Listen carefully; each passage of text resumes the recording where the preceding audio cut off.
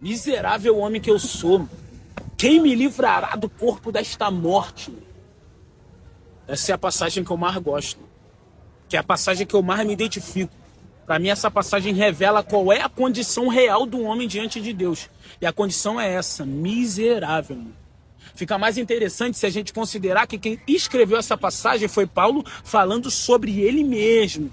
Isso naturalmente já contrasta com esse evangelho onde as pessoas querem endeusar, querem ser endeusadas pelos dons que receberam da parte de Deus, sem saberem que por natureza são miseráveis.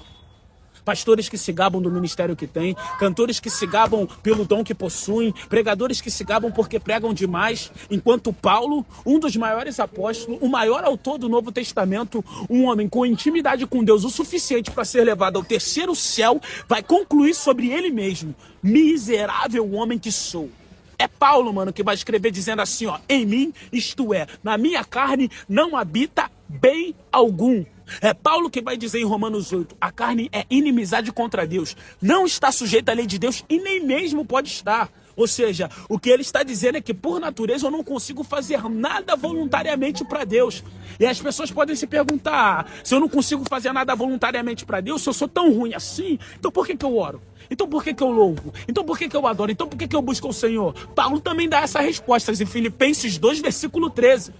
Porque Deus é quem opera em vós, tanto o querer como o efetuar segundo a sua boa vontade. Ou seja, se Deus não manifesta em mim tanto o querer como o efetuar, eu não vou querer e muito menos efetuar aquilo que Ele quer. A palavra diz que a fé é dom. Ou seja, dom é dádiva, presente dado por alguém. Pode pesquisar o significado de dom. Até para crer em Deus eu preciso dele. Pô, mano, miserável homem que eu sou. As pessoas acham que Jesus veio salvar pessoas mais ou menos ruins. Não, mano, Jesus veio salvar pessoas completamente ruins.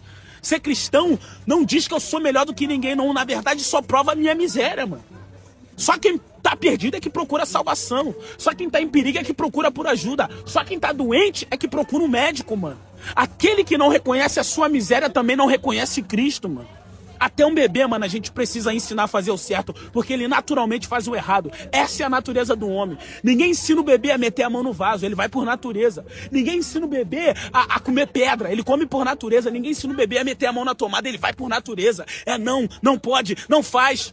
Miserável, mano, o homem que nós somos. Quem nos livrará do corpo desta morte? Mas graças a Deus, é assim que Paulo termina. Mas graças a Deus, por Jesus Cristo, nosso Senhor, a nossa fé é que naquele grande dia, Jesus nos livrará do corpo desta morte.